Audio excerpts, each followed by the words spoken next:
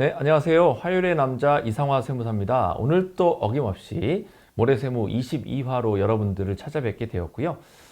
최근에 가장 좀 많은 사례들, 질문들이 이제 오가는 내용에 대해서 오늘 좀 다뤄보려고 합니다. 개인 유사법인 초과 유보소득 과세에 대한 정부 입장 파헤치기. 이렇게 거창하게 얘기를 시작을 하기는 했는데요. 말도 많고 탈도 많은 것 같습니다. 그래서 최근 세법 개정안과 관련한 기사를 이제 하나를 가지고 왔는데요. 주식 양도세하고 대주주분에 해당하죠. 10억에 대해서 대주주로 지금 현재 유지가 되고 있는 부분인데 3억 원부터 넘어가는 것부터 대주주로 보겠다라고 해서 주식 과세를 하겠다라는 제도를 가지고 오니 많은 분들이 이제 혼란이 생기면서 국민들이 이제 난리가 난 겁니다. 그래서 정부가 이 부분에 대해서는 한 발자국 뒤로 갔어요. 그래서 이거는 도입하지 않기로 하겠다. 하나. 근데 중요한 거는 이제 뭐가 남아있는 부분이냐면은, 유보소득세를 가지고 들고 온 내용이 있습니다. 이미 많은 분들께서 알고 계신 내용이기도 하지만은 조금 더 심도 깊게 좀 모래세무에서 조금 따로 다뤄보려고 이번 주에 이제 주제를 가지고 나왔습니다. 자, 여기 이제 보도자료가 이제 기획재정부에서 나오는데요. 경제인 간담회부터 시작해서 많은 분들이 이거는 악법이다. 헌법을 위반하는 거 아니냐. 여러 가지 이제 얘기가 나와서, 선량한 우리 법인들에 대해서 좀 너무나 과혹하게 접근하는 건 아닌지라는 부분에 이제 얘기가 한 10월 달쯤에 있었습니다. 그래서, 분위기가 좋게 흘러가고 있었어요. 흘러가다가, 기습적이라고 표현을 해야 될까요? 11월 4일 날 9시에 보도자료가 나오면서 이 제도에 대해서 안 하겠다라는 부분은 아니고요. 좀 세부적으로 안을 내면서 적극적인 기업에 대해서는 조금 나갈 수 있는 구멍을 좀 주겠다라고 이제 발표를 했지만은 과연 이게 그렇게까지 잘 봐주겠다라는 얘기인지에 대해서는 좀 얘기가 이제 필요해 볼 것 같습니다. 개인 사업자에 해당하는 분에 대해서는 최고 세율이 이제 42%에 해당합니다. 그런데 법인 세율 같은 케이스에서는 25%. 근데 이제 일반인들은 25% 세율에 갈 수가 없어요. 당기순이익 자체가 200억이 되어야 되기 때문에 거의 20%라고 보면 되고요. 그러니 20%하고 42%의 차이 자체가 너무 갭 차이가 크다.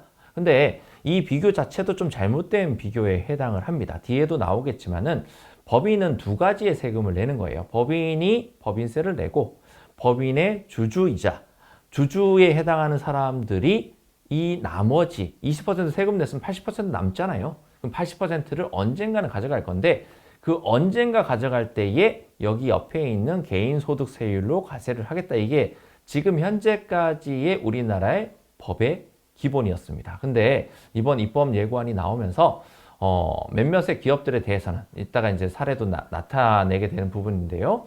여기에 해당하는 법인들에 대해서는 이거는 일반 법인이 아니다. 개인과 거의 유사하지 않느냐. 그래서 유사법인이라는 이제 카드를 들고 나오게 됩니다. 그래서 그런 유사법인들에 대해서는 조금 더 진지하게 과세를 해보겠다. 이런 이제 내용을 가지고 들어오게 됩니다. 자, 제도의 개요에 대해서 이제 이렇게 나오게 되는데요. 1, 2, 3번 이렇게 구성이 되어 있습니다. 아래의 세 가지 요건을 모두 충족하는 법인에 하나여 제한적으로 적용할 예정입니다. 이제 이렇게 되어 있지만은 첫 번째 요건은 법인이 1인 주주이거나 거의 다 저희가 만나보는 대표님들 자체가 거의 1인 주주예요. 그러거나 아니면은 본인의 주주를 제가 컨설팅 많이 해드렸어요. 배우자나 자녀 등에게 다 분산을 시켜줬습니다. 그렇다 하더라도 가족 지분을 모두 합치게 되면은 100% 지분 자체가 가족인 회사들에 대해서는 이 회사는 개인하고 뭐가 다르겠느냐 이렇게 본다라는 부분인 거죠. 그리고 두 번째 요건에 해당하는 부분이 있는데요. 이거가 제가 이제 기획재정부가 굉장히 머리가 좋은 곳이다라는 거를 이제 여기서 좀 실감을 할 수 있을 것 같습니다. 당기순이익, 우리가 이익을 낸 거에 50% 정도는 써라라는 거예요. 쓰여짐이 있었어야 되는 부분인데 50%를 안 쓰고 있다라고 한다 그러면은 50%에 해당하는 부분에 대해서는 과세를 하겠다. 간주 배당으로 보고 과세를 하겠다라고 이제 놓고 있고요. 5화 조건입니다. 여기에 해당하는 자기 자본의 10%가 뭐냐면 자기 자본은 자본금, 이익잉여금, 뭐 자본잉여금, 뭐 모든 자본에 있는 모든 항목을 다 토탈시켜서 근데 그 중에서 가장 큰 항목이 뭐냐면 이익잉여금이에요. 그래서 이익잉여금이 만약에 50억이 있다라고 하는 회사가 있으면은 10%면은 5억이 되겠죠. 그러니 볼륨 자체를 좀 크게 줬어요. 그러면 이 얘기는 뭐냐면은 이익잉여금이 많이 쌓여있는 회사라고 하면은 벗어날 수가 있게 되는 부분인 거고 이 법제도 하에서 이익잉여금을 열심히 배당하고 열심히 처분한 회사에 대해서는 간주배당 소득세가 발생할 것이다. 나는 몰라서 잉여금을 한 번도 처분을 하지 않고 있었더니 이 법에 저촉이 되지 않는다라는 거죠. 왜? 국가는 나중에 이 회사가 문 닫을 때 모든 잉여금에 대해서 과세할 자신이 있으니 잉여금을 처분하지 않는 회사에 대해서는 냅두겠다. 그리고 잉여금을 적극적으로 처분한 회사에 대해서는 페널티를 좀 과하겠다. 이런 내용에 이제 해당을 하는 부분인 거고요. 요건 3을 이제 가지고 들어왔습니다. 그래서 여기에서 많은 분들이 희망을 좀 걸고 있는 것 같은데요. 수동적 사업법인에 해당하면 문제를 삼겠다라는 거예요. 수동적 사업법인이 뭐냐면 밑에 나오지만은 이자나 배당이나 임대료나 다른 업무와 좀 관련 없는 거를 가지고 돈을 버는 것들이 당기순이익의 50% 이상을 차지하고 있다고 한다 그러면은 이 법인은 법인으로서 가지고 있는 법인세에 좋은 효과를 좀 누리기에는 조금 어려울 것이다. 이렇게 이제 선언을 하고 있고요. 적극적 사업법인이라 하더라도 이런 뭐 투자라든지 부채 상환이라든지 고용이라든지 R&D와 관련해서 지출을 했다라면은 그 소득을 제외를 시켜주는데 그 요건 2하고 3하고가 믹스가 되어 있다고 보시면 됩니다. 많은 분들이 이거와 관련해서 이제 뭐 강의도 하고 유튜브도 올려놓은 내용들을 좀 봤는데 일반인들이 이해하기에는 조금 어려울 수 있지 않겠느냐. 그래서 이 내용을 가지고 오늘 가지고 나오게 되었습니다. 자, 사례를 이제 여러 가지 케이스를 들어서 얘기를 하고 있는데요. 이거를 좀 보면은 좀 이해가 좀 되실 것 같습니다. 이 제도는 2020년도, 그러니까 현재까지죠. 현재까지 쌓아놨던 이익잉여금에 대해서는 문제를 삼지 않겠다. 다만 내년이죠. 2021년도에 당기순이익에 해당하는 분부터는 유사법인에 개인 유사법인에 해당한다라고 하면은 간주배당을 실시하겠다. 이렇게 이제 선언을 하고 있기 때문에 2021년도 내년이죠. 당기순이익이 5억인 법인이 혹 3억 원을 주주에게 배당을 하게 되면은 50% 이상의 금액을 외부에다가 유출을 실제적으로 세금을 내잖아요. 3억이라는 거를 주주에게 배당을 하게 되면 세금을 냅니다. 그러니 실현을 시켰기 때문에 50% 이상을 뭔가를 실현을 했다. 그래서 과세하지 않겠습니다. 요건 2를 불충족하게 됩니다. 그래서 불충족은 좋다는 얘기예요.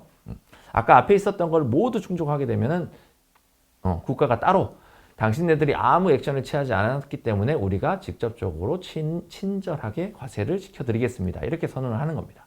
자, 사례 2. 2021년도 내년 당기순이익이 5억 원인 법인이고 2021년도 말 내년 12월 달이 되겠죠. 미처분 이익잉여금이 50억인 경우 자, 이 아까 얘기했던 법인이죠. 이런 회사는 환장하는 법인입니다. 50억 원의 이익잉여금이 있다는 것은 이 회사가 문 닫을 때 50억을 전액 배당을 하기 때문에 일시적 배당으로 인해서 세금이 한 25억 정도가 나옵니다. 그러니 이런 법인들은 굳이 건드리지 않아도 괜찮지 않냐라는 거죠. 이 50억 원의 10%가 5억이고 당기순이익이 5억이기 때문에 요건 2를 불충족하게 됩니다. 그래서 봐주겠다. 얘가 크니까. 근데 이렇게 해서 봐지게 되는 회사들은 그렇게 행복하다고 볼 수는 없을 것 같습니다. 이 심화 분석의 사례에도 나와 있지만은 이게 앞으로 저희가 다음 영상 또 이거와 관련해서 내년에는 이 영상에 대해서 집중적으로 찍을 것 같은데요. 내년 시행령이 1월 내지 2월 달에 시행령이 구체적으로 발표가 되고 나면은 많은 회사들이 이익잉여금을 계속 쌓고 갈 것인지 아니면 적극적으로 풀고 갈 것인지에 대해서 이 법과 어떻게 맞물리는지에 대해서 굉장히 얘기만 들어도 아주 복잡하죠. 답답하죠. 네. 이런 상황이 될 걸로 예상이 됩니다. 사례 3. 사례 3 같은 케이스는 2021년도 내년이죠. 당기순이익이 100억 원이라고 가정을 하면은 이 중에서 20억 원을 배당을 하고 2년 후에 뭐 1년 후가 될 수도 있고 2년 후가 될 수도 있겠지만은 기계장치를 구입할 생각이 있어요. 우리 회사 자체가. 그러면 30억 원을 적립한 경우에는 50%를 썼잖아요. 그러니 100억 중에 20억 배당하고 30억을 적립했기 때문에 50억을 썼으니까 또 봐주겠다. 요건 3번에 의거하여 봐주겠다. 그러면 이 적립한 거를 어떤 분이 이렇게 얘기하더라고요. 적립했다고 거짓말하면 안 되나? 이렇게 이제 얘기를 하겠죠. 근데 이게 뭐 재단법인이라든지 이런 데는 고유목적 사업을 통해서 자금을 적립을 하게끔 되어 있습니다. 그러고 나서 그 적립금을 그대로 이행하지 못했다고 했었을 때에는 과세를 합니다. 비영리 법인에 해당을 하거든요. 근데 그 제도를 아마 착안해서 들어올 것 같습니다. 30억을 적립을 했는데 실제로 그 금액을 쓰지 않았다고 하면은 거기에 대한 금액을 추징하면서 페널티를 가할 걸로 예상을 합니다. 지금 나온 이 법안은 예상으로서 이루어질 수밖에 없어요. 주요 골자는 거의 나와 있지만, 자, 사례 4번을 보면은 2021년도 당기순이익이 10억 원으로서 10억을 이제 당기순이익 했죠. 그러면 또 50% 써야 되잖아요. 자, 은행 차입이 3억 원이 있으면 3억 갚고 내년도에도 상환을 한 2억 정도 우리가 할 예정이니까 2억을 적립했다. 그러면 또 이것도 봐주겠다는 얘기예요. 사례 5번을 보면은 2021년도 당기순이익이 20억. 그러면 이 중에서 2억 원 배당하고 매년 직원급여가 4억이 나갔으니까 그 다음 연도에도 4억이 또 나갈 것이다 라고 보고, 그러면 4억 플러스 4억, 8억이죠. 8억하고 2억을 합산하면은 또 50% 썼잖아요. 그러니 요건 3을 또 불충족하게 되어서 이 법인 또 봐주겠다. 이렇게 보는 거고요. 사례 6을 보면은 2020년도에는 제조 매출이 4억, 이자 소득이 2억. 근데 경영 악화가 됐기 때문에 이게 매출이 이런 거예요. 매출이 이익이 아닙니다.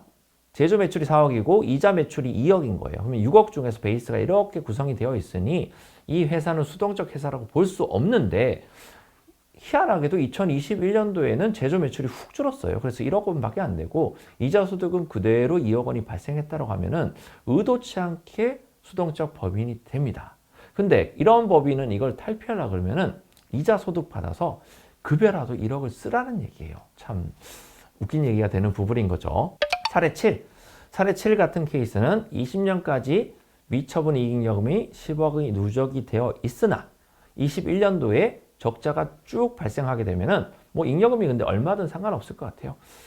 크면 상관이 있겠죠. 근데 사업 부진으로 적자가 발생했기 때문에 과세하지 않겠다. 이건 당연한 얘기인 거고요. 자, 마지막 장에서 이제 보게 되는 부분인데, 이게 기존에 나왔던 세법 개정안입니다. 7월 달에 나온 내용입니다. 이 내용에서 이 부분이 추가가 된 거예요. 수동적 법인에 대한 부분을 구체적으로 나타나게 되는 부분인데요. 수동적 법인이 아니다라고 하는 거를 적극적으로 본인 스스로가 계속적으로 어필을 할 필요가 있다는 얘기예요. 투자하셔야 되고, 부채 상환해야 되고, 고용 자꾸 해야 되고, R&D 투자해야 됩니다. 근데 이렇게 보시면 될 것 같아요. 고용하고 R&D에다가 투자를 했다라는 것은 이 회사는 회사가 망하는 회사가 아니고 굉장히 활발하게 발전이 되면서 잉여금을 훨씬 더 큰 금액으로 띄울 거기 때문에, 저희가 이 앞에 회차에서 말씀드렸던 영상 중에서 국세청하고 나는 5대5 동업관계다라고 보시는 내용과 또 일맥상통하게 되는 부분입니다. 그래서 돈을 많이 버는 요건을 맞추는 이런 쪽에 투자를 하면은 나중에 세금을 엄청나게 낼 거기 때문에 일시적으로는 해소시켜 주겠다. 그러나 계속적으로 머물러 있고 아무것도 하지 않는다라고 한다 그러면은 과세를 계속 시키면서 뭔가를 이제 푸시를 하겠다는 얘기가 됩니다. 자, 결론. 좀 심각한 내용으로 썼지만은 무슨 일이 있어도 과세하겠다. 이 부분으로 미래에는 갈 것 같습니다. 결론적으로는 나중에는 과세를 어떤 수준으로도 하겠다라는 부분으로 좀 해석이 될 것 같습니다. 오늘은 이제 뜨거운 감자였던 개인유사법인에 대해서 좀 짚어봤었고요. 다음 시간에는 조금 더 무겁지 않은 주제를 가지고 여러분들을 찾아뵙도록 하겠습니다. 이상화 세무사였습니다. 감사합니다.